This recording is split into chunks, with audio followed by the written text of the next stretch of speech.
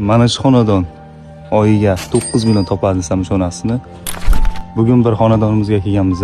Bu xonadonimizga 40 kilovatdan ortiq Jengo brendidan quyosh panellarini o'rnatib berganmiz.